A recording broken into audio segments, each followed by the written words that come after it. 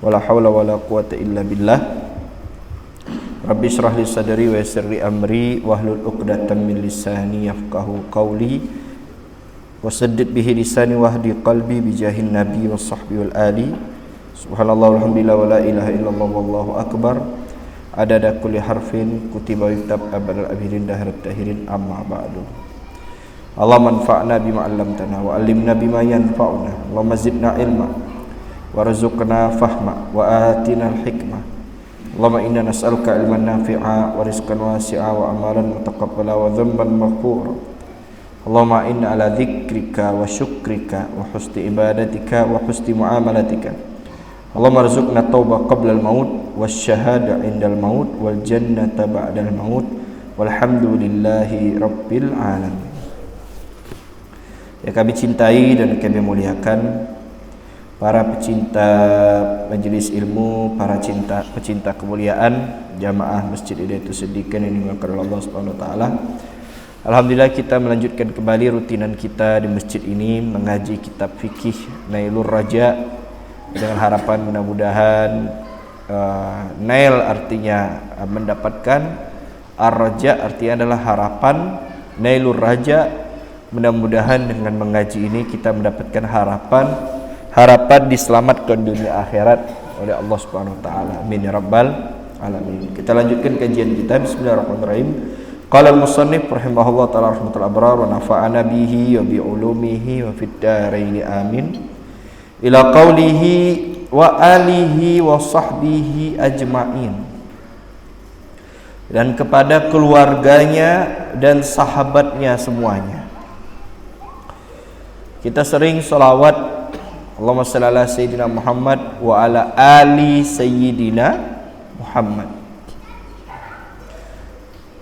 Atau enggak pakai sayyidina, Allahumma shalli ala Muhammad wa ala ali Muhammad.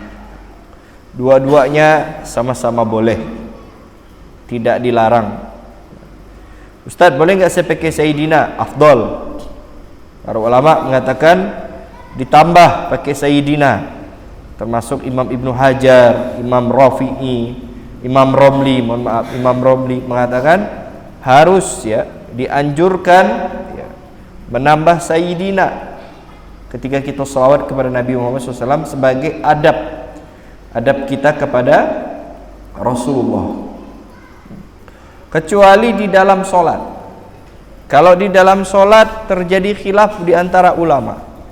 Kata Imam Ibnu Hajar, jangan ditambah sayyidina khusus di dalam salat.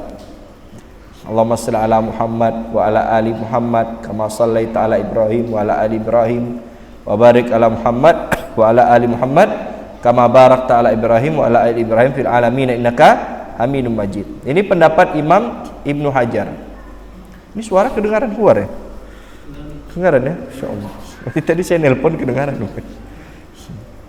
Nah, ini pendapat pertama. Pendapat kedua yaitu Imam Romli mengatakan tetap sunnah, baik pun di dalam sholat. Kalau kata Imam Ibnu Hajar, jangan pakai sayyidina. Kenapa? Ngikuti redaksi dari Nabi. Lafaz dari Nabi itu nggak pakai sayyidina. Tapi kalau kata Imam Romli pakai sayyidina, walaupun di dalam sholat. Kenapa? Adab sama Nabi. Ya Allah, berikanlah salawat kepada Nabi junjungan kita Nabi Muhammad SAW. Adab. Jangan memanggil Nabi Muhammad itu seperti kita memanggil dengan teman kita. Mat belikan aku kopi. Jangan. Beda itu ya. Ini adalah Nabi kita, junjungan kita, orang yang kita harapkan syafaatnya, orang yang kita minta pertolongannya di hari kiamat, orang yang kita rindukan, yang mana anda semua sekarang bisa sholat, berkah siapa? Berkah beliau. Anda semua rumahnya tidak bocor, berkah siapa? Berkah beliau. Panjang itu kisahnya. Padahal bisa aja malaikat itu jatuh ke air bak langsung seperti ember, kita tuangkan ke bunga gitu, usut langsung patah kan. Tapi jatuhnya rintik-rintik kan, tetes. Selebat apapun nggak ada rumah roboh itu. Berkah siapa? Nabi Muhammad. Dan lain-lain macam-macam lah itu. Sudah sering di perayaan Maulid disampaikan oleh ustaz-ustaz si penceramah. Lalu kita manggil beliau seperti kita manggil Muhammad teman kita ngopi, kan beda. Nah, jadi adab kata Imam Romli. Maka di dalam sholat juga pakai Sayyidina. Allahumma shalli ala Sayyidina Muhammad wa ala ali Sayyidina Muhammad kama shallaita ala Sayyidina Ibrahim wa ala ali Sayyidina Ibrahim, barik ala Sayyidina Muhammad wa ala Sayyidina Muhammad kama barakta ala Sayyidina Ibrahim wa ala Sayyidina Ibrahim fil alamin innaka Hamidum Majid. Adab. Habib Ali pilih mana? Saya pilih pendapat kedua, pakai Sayyidina. Tapi saya juga menghormati keputusan orang yang enggak pakai Sayyidina, ya enggak apa-apa. Karena pendapatnya ada. Tapi jangan ente salahkan kami yang pakai Sayyidina. Karena kami juga ada pendapatnya. Apalagi kalau di luar sholat. Tadi kan khilafnya di dalam sholat. Imam Ibnu Hajar mengatakan enggak pakai Sayyidina. Kalau kata Imam Romli pakai Sayyidina. Tapi di luar sholat, kedua ulama ini sepakat di luar sholat ya, pakai Sayyidina. Adab sama Nabi SAW. Baik. Nah, itu tentang selawat Sayyidina. Kalau ada orang mengatakan tidak boleh pakai Sayyidina itu, kenapa? Kita terlalu mengkultuskan Nabi Muhammad, junjungan kita Nabi Muhammad. Nanti kita seperti agama sebelah, terlalu mendewa-dewakan nabinya. Nah, ini pernyataan yang salah. Kalau agama sebelah jelas salah, karena dia terlalu memuji-muji nabinya sampai ke derajat ketuhanan. Sementara kan kita nggak ada, ya kan? Semuji-mujinya apa bahasanya? Ya paling pujian kita kepada Nabi Muhammad tuh nggak ada yang mengatakan Nabi Muhammad tuh sampai level mohon maaf sebagai anak Tuhan atau sepupunya Tuhan, ya kan? Nggak ada. Nabi sendiri yang bilang la tutruni kama atratin nasara Isa bin Maryam. Jangan kamu kultuskan aku seperti orang Nasrani yang mengkultuskan Isa bin Maryam.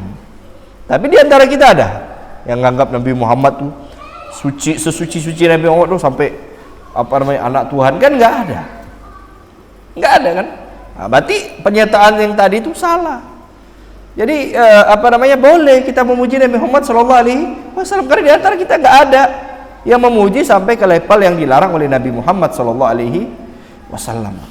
Apalagi alasan mereka, ada dalil mengatakan la tusayyiduni, jangan kamu mensayyidkan aku, kata dia. Tak boleh pakai Sayyidina ya, karena Nabi sendiri bilang la tusayyiduni, jangan kamu mensayyidkan aku. Ya, kita jawab ada dalil lain, hadis Nabi SAW sahih yang mengatakan apa? Ana sayyidu waladi Adam wala fakhar. Aku ini adalah sayyid, pemimpin anak Adam, tapi aku tidak sombong, karena Nabi tujuannya hanya untuk kasih informasi saja. Jadi Nabi sendiri mengatakan ana Sayyidina. Nabi sendiri mengatakan Sayyid. Nah, kalau memang betul yang tadi katanya la tusayyiduni itu dari Nabi, harusnya jangan pakai ya, pakai waw. Yang benar pakai la tusawwiduni, bukan la tusayyiduni. Karena la tusayyiduni itu dari segi susunan kata bahasa Arab, bagi yang ngerti bahasa Arab pahamin. Itu salah, nggak tepat. Harusnya pakai waw, la tusawwiduni gitu. Tapi dalam redaksi hadis la tusayyiduni. Kan Nabi Muhammad nggak mungkin berbicara memakai bahasa yang tidak fasih, nggak mungkin, karena Nabi Muhammad itu bahasanya fasih. Nabi Muhammad itu adalah anak afsah bimantiqatid dhad. Aku adalah orang yang paling fasih mengucapkan dhad. Dan dhad ini hanya ada di bahasa Arab saja. Bahasa lain tidak ada. Bahasa Inggris ada dhad. Dhad tidak ada bahasa Inggris. Apa dhad misalkan dom ya, dom tidak ada. Maksudnya apa dom? Dom, dom. Nggak ada. Bahasa Cina apalagi. Yang ada hanya bahasa Arab. Makanya di dalam kampus-kampus bahasa Arab itu selain disebut lughatul Arabiyah, juga disebut lisanud dhad atau lughatud dhad. Karena hanya bahasa Arab saja yang ada huruf dhad. Dan hanya Nabi yang paling fasih mengucapkan huruf dhad tadi. Kalau kita ada yang fasih waladhdallin, ada yang waladhdallin ya, ada yang waladhalin, macam-macam tergantung imamnya itu. Sehingga masjid ini waladhdallin ya, sehingga masjid ini waladhalin ya, sehingga masjid lain ada lagi waladhdallin, macam-macam, aneh-aneh ya. Apalagi kalau Om Pontianak imamnya R berkarat, akhirnya ghairil maghdubi alaihim. Harusnya ghairil maghdub, tapi dia nggak bisa ngomong ghairil maghdub. Imamnya apa itu bahasa ini? Apa pelat ya? Alfa kalau bahasa Arab, nggak bisa ngomong R. Nah, kembali kepada pembahasan. Jadi boleh kita pakai sayyidina untuk Nabi Muhammad sallallahu alaihi wasallam. Sebagaimana Allah taala berfirman, la taj'alu du'a ar-rasul ka du'a ba'dikum ba'dha. Jangan kamu jadikan panggilan rasul itu seperti nama masing-masing di antara kalian.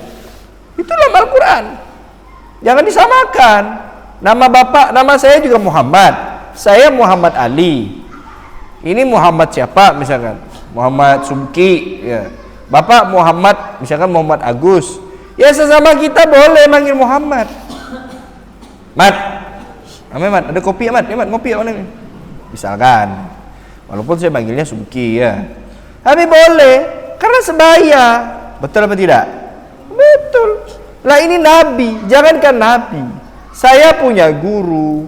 Salah satu gurunya guru saya adalah Abuya As-Sayyid Muhammad bin Alawi Al-Maliki, ulama besar di Mekah. Jadi saya punya guru Abuya Habib Zain Baharun, guru anak beliau juga ini, berguru kepada Abuya Sayyid Muhammad. Saya nggak pernah nyebut guru saya itu Abuya, walaupun saya nggak pernah ketemu, nyebut namanya langsung, nggak sopan. Kita nyebutnya apa? Abuya, ya, Abuya Sayyid Muhammad. Ditambah julukannya, gelarnya Abuya Sayyid Muhammad. Bayangkan kalau kita mau ke rumah siapa? Ke rumah Muhammad. Wah, nggak boleh ladap ya. Abuya Sayyid Muhammad. Saya juga banyak di pondok itu namanya Ustadz Muhammad. Ustadz Muhammad bin Hussein, Ustadz Muhammad Fulan. Kita manggilnya Ustadz. Itu aja Ustadz, ya kan? Ustadz mau bertanya, Ustadz ini itu. Nggak ada Muhammad mau ngajar apa? Langsung diusir anak dari pondok ya. Nggak ada adabnya. Saya juga ada guru, salah satu guru saya Dr. Muhammad Ardiansyah. Dr. Muhammad Ardiansyah, salah satu murid daripada Profesor Dr. Said Nagib Al-Attas, ulama besar dari Malaysia, cendekiawan muslim abad ini. Kita manggilnya Pak Doktor, Pak Ustadz atau Pak Doktor. Apa saya manggilnya? Muhammad, ini hari ini kita belajar apa ya Muhammad? Alamat merah ujian saya ya. Alamat merah, ini kurang ajar ini murid ini ya, manggil mat ya. Nama bapaknya Muhammad. Pernah nggak dia manggil bapaknya Mat minta jajan? Pernah. Kalau ada kayak gitu, anak yakin besok, nggak usah besok, nunggu siang dicoret dari kakak udah namanya itu. Dasar anak kurang ajar.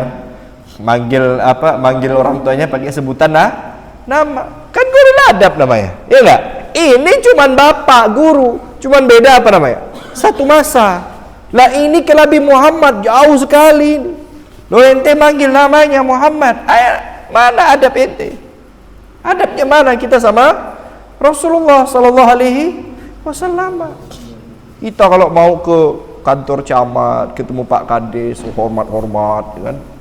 Pak Kades, biar apa? Ini mau ngurus surat tanah ya, atau mau ngurus KTP, ngurus apalah misalnya ngomong. Ya Pak, ini manggilnya Bapak ya kan. Coba kalau Kades ya. Misalkan namanya Kadesnya Mahmud. Kita panggil, "Mod, buatkan aku KTP, Mod." Kira-kira dibuatkan ya sama Bapak Kades tuh. Dibuang ya tong sampah, aku ngajar tak ada adabnya. Lah ini kita mengharapkan syafaat kepada Nabi Muhammad. Ente minta diselamatkan beliau di akhirat, minta diselamatkan Rasulullah, tapi kamu nggak beradab sama Nabi Muhammad. Namanya aja nggak adab, apalagi sama ajaran. Ya logikanya kan gitu. Nah, kalau bicara dalil ya tadi udah banyak saya sampaikan dalil. Kalau secara logika, kamu namanya aja nggak adab, apalagi sama ajaran beliau. Nah, maka harus adab sama Nabi Muhammad SAW dari segi nama. Di antara adab-adabnya, ya kan, jangan sampai nama Nabi Muhammad itu di lantai.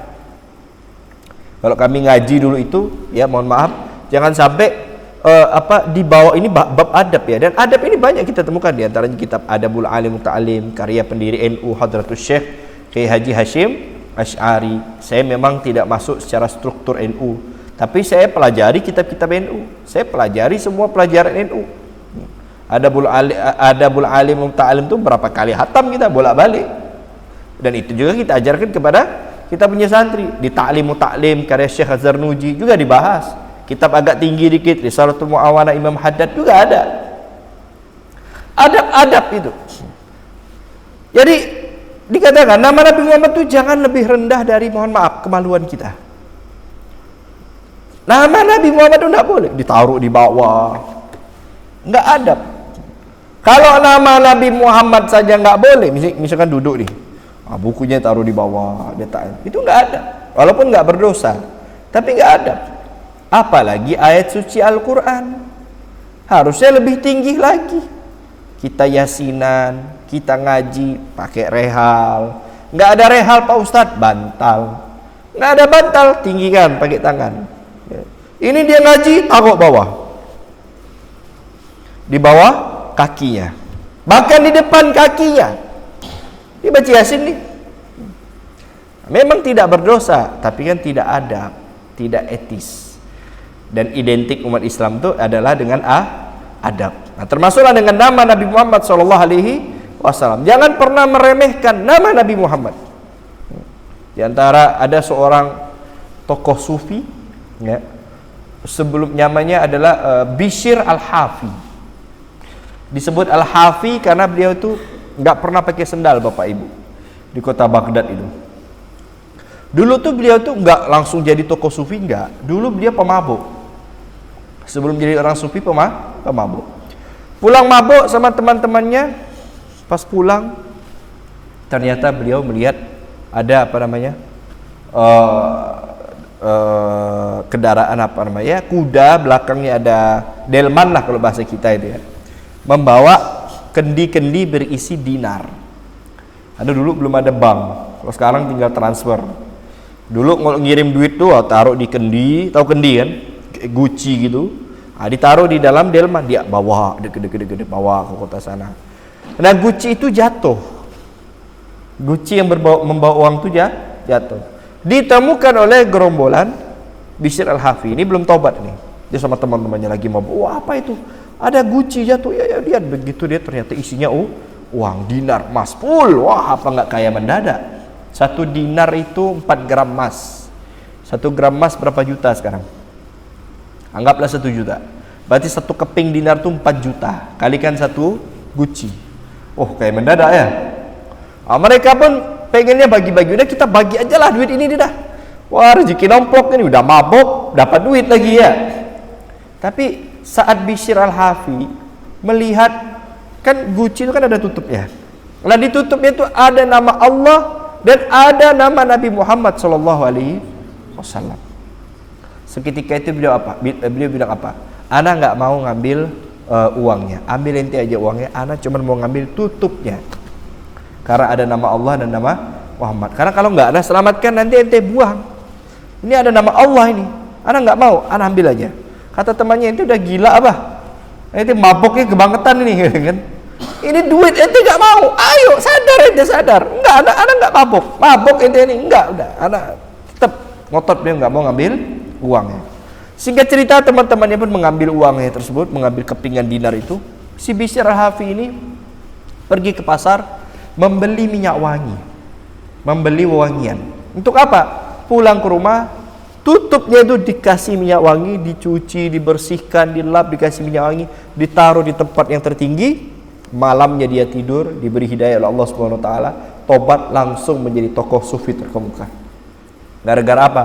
Menghormati nama Allah, menghormati nama Nabi Muhammad sallallahu alaihi wasallam. Subhanallah, sampai segitunya. Tokoh maksiat menghormati nama Nabi Muhammad, menghormati nama Allah, diterima taubatnya, langsung menjadi orang soleh. Padahal orangnya mabuk sebelumnya, lagi mabuk loh. Bagaimana dengan bapak ibu yang nggak pernah mabuk, yang nggak pernah judi, yang nggak pernah zina, selalu memuliakan nama Nabi Muhammad, selalu memuliakan nama Allah dan lain sebagainya. Apalagi kalau sampai disebut, tentu akan mendapatkan yang lebih lagi daripada yang Bishr Al-Hafi tadi dapatkan. Dan juga di antara kemuliaan nama Nabi Muhammad juga apa?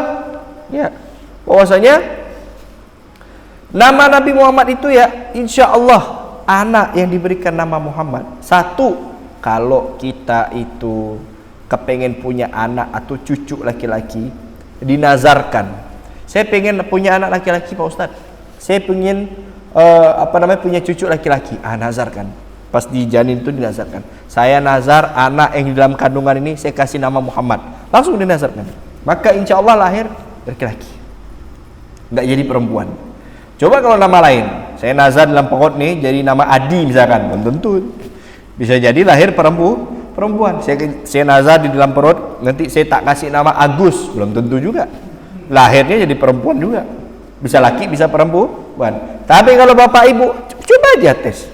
Coba ada dicoba itu, diuji. Kalau nazar nama Muhammad, lahir laki-laki, insya Allah. Dan juga yang mempunyai nama Muhammad nih, dia akan ada nempel sifat-sifat nama Nabi Muhammad SAW. Nah, ini baru namanya ketempelan nih. Bukan ketempelan itu bukan ketempelan jin, bukan. Itu ngeri ketempelan jinnya. Ketempelan sifat Nabi Muhammad. Entah itu sifat al-aminnya, entah itu sifat as-siddiqnya atau sifat yang lain. Pokoknya ada daripada sifat Nabi Muhammad SAW, minimal satu nempel pada anak tersebut.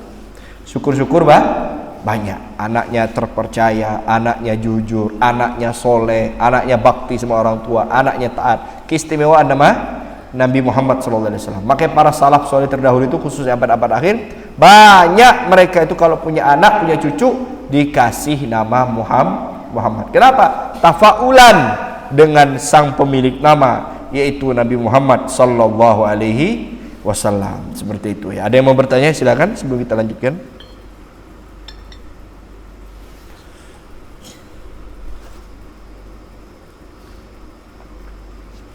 Yang mau ditanyakan enggak? Silakan. Kalau enggak kita lanjutkan.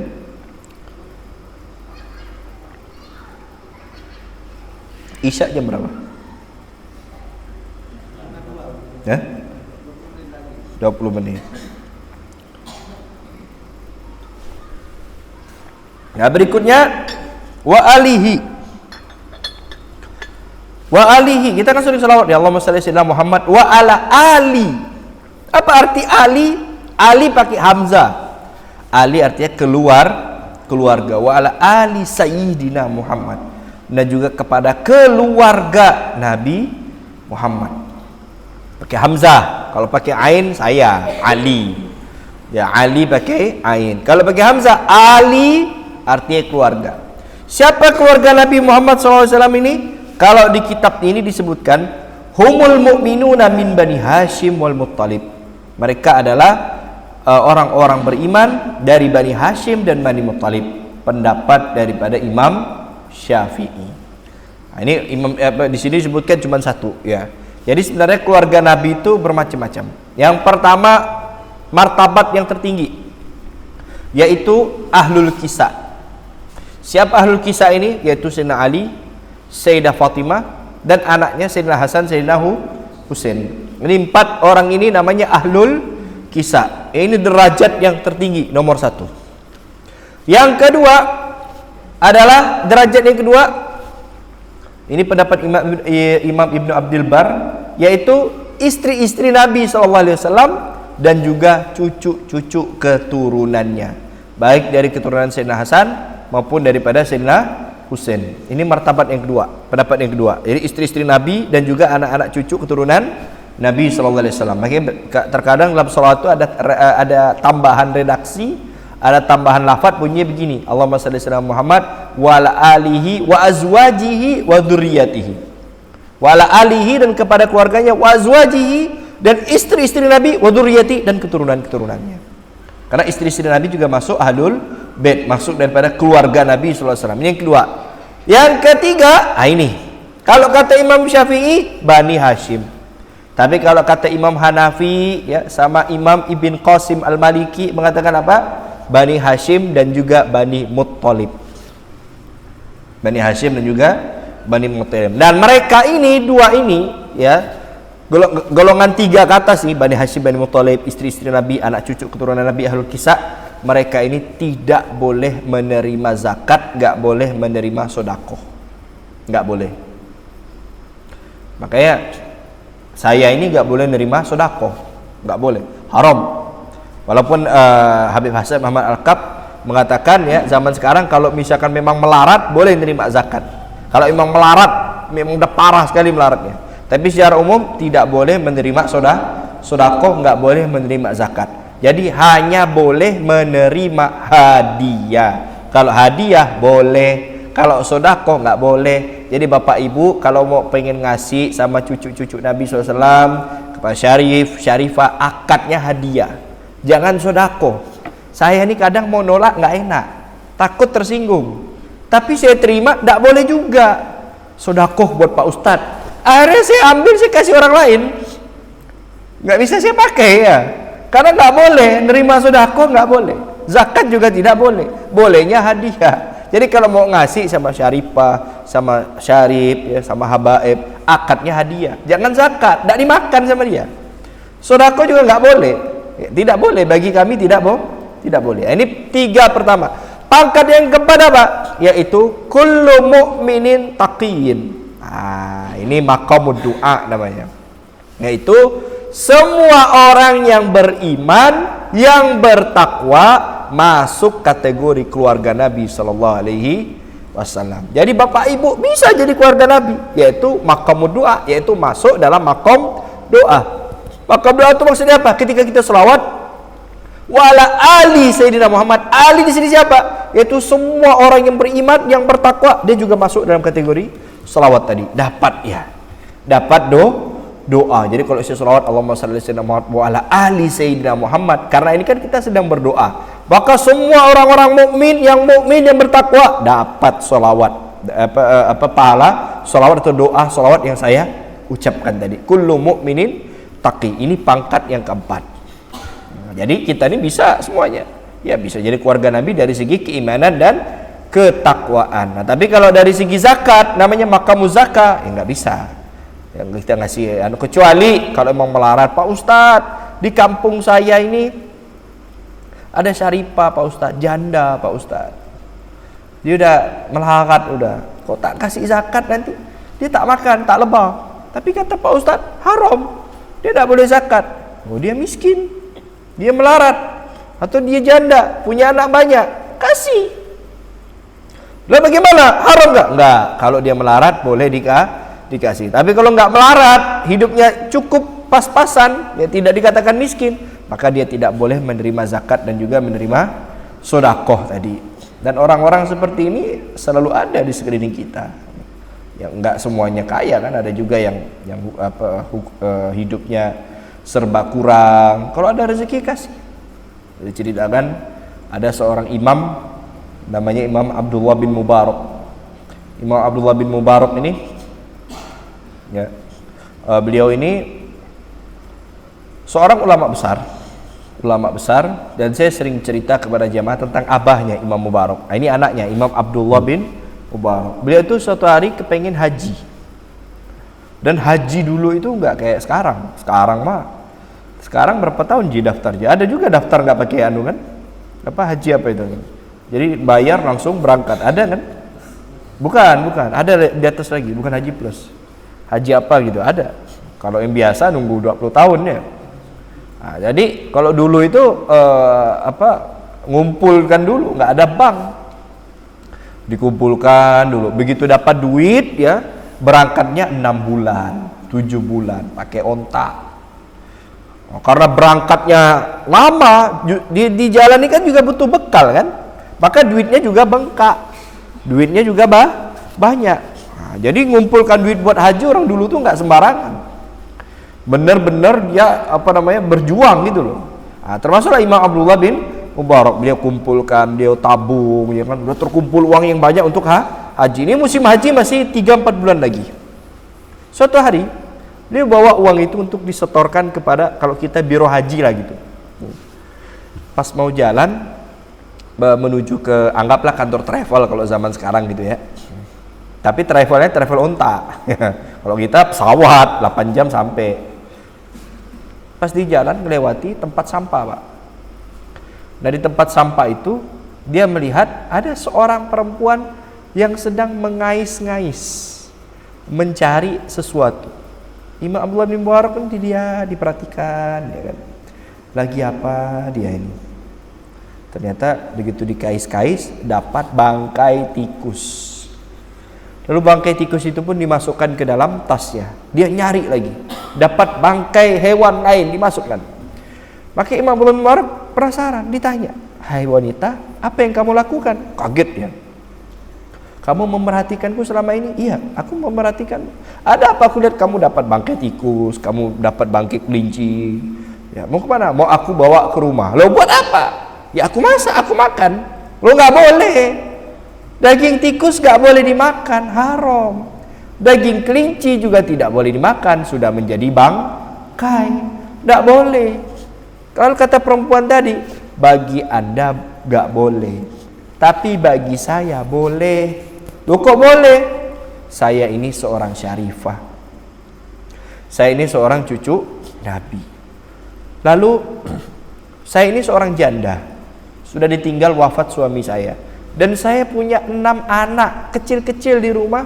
Sekarang sedang menangis karena kelaparan, karena ASI saya tidak keluar, karena saya sudah kelaparan, sudah berapa hari tidak makan. Ini kalau saya tidak makan, ASI saya nggak keluar, anak-anak saya kelaparan, nangis, dan kami bisa celaka nanti. Mau nggak mau saya makan ini bangkai agar ASI saya keluar, karena ini sudah darurat.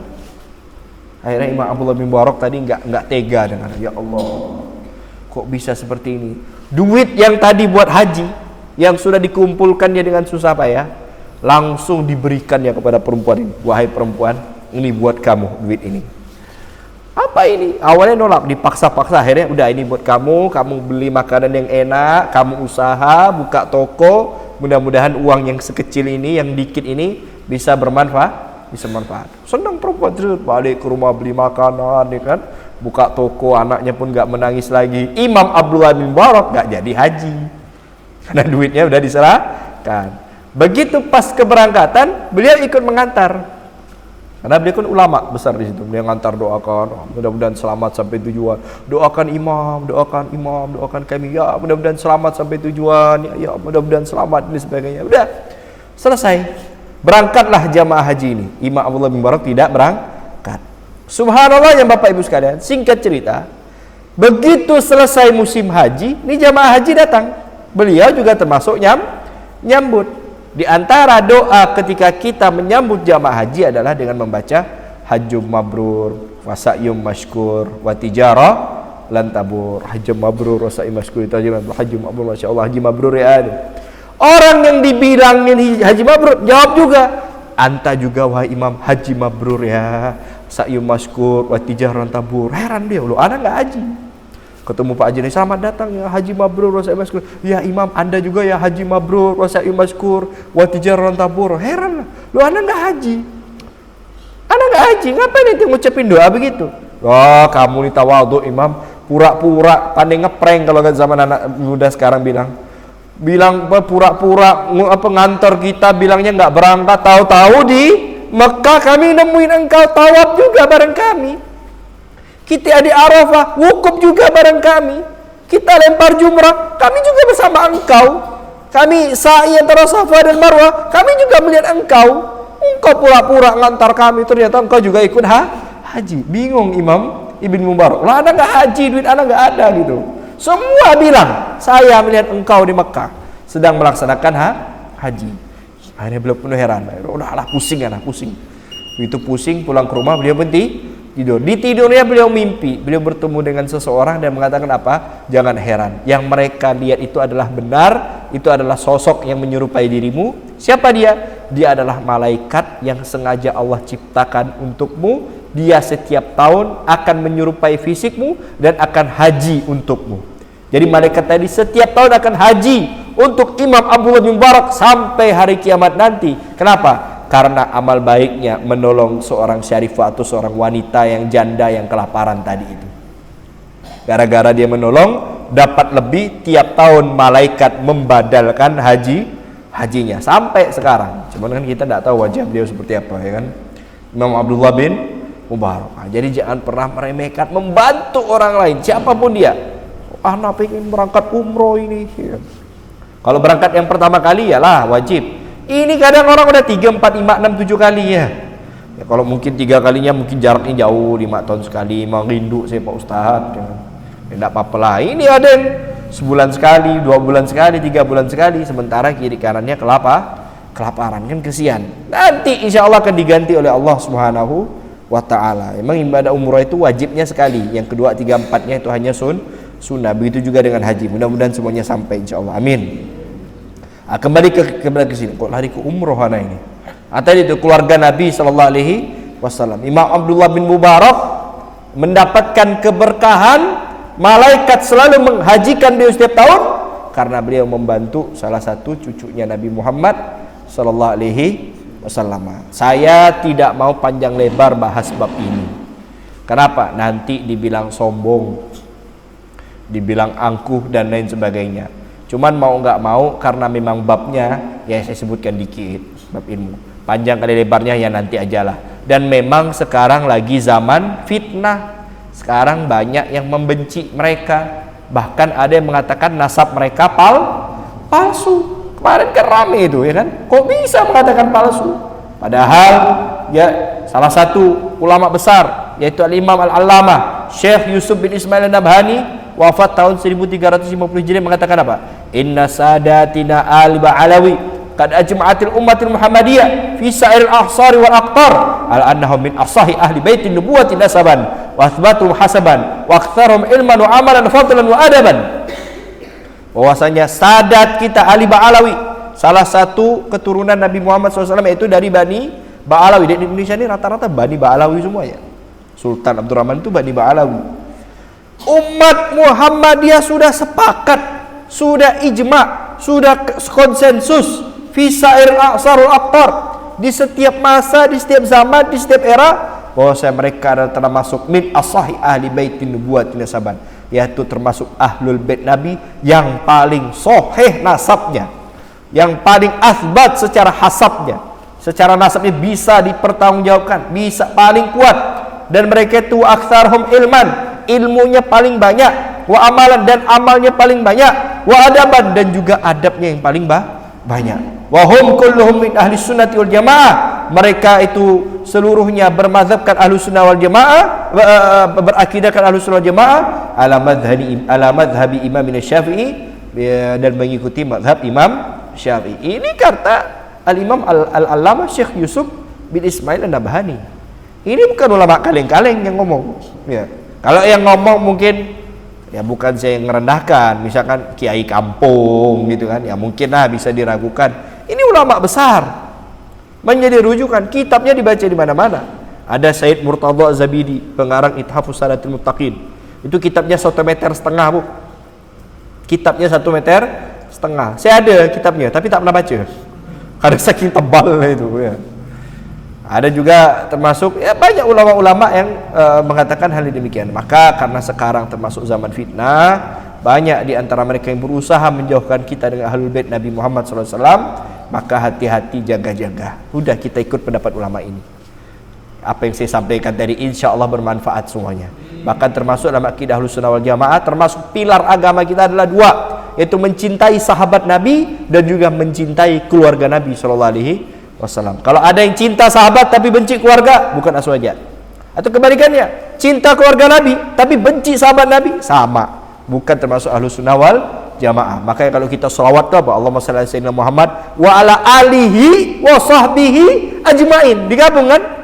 Ya Allah, berikanlah salawat dan salam kepada Nabi Muhammad dan juga kepada keluarganya dan juga kepada para sahabat semuanya. Keluarga dan sahabat disebutkan dalam satu lafaz salawat kita kepada Nabi Muhammad SAW. Sekarang kita sudah membahas keluarga, lalu insya Allah besok akan kita lanjutkan siapa sahabat Nabi Muhammad SAW.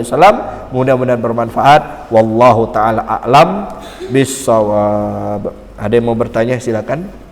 Kalau tidak kita cukupkan.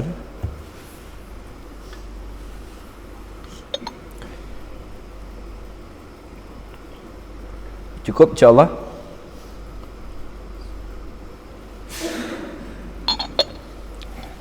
Baik, kita akhiri.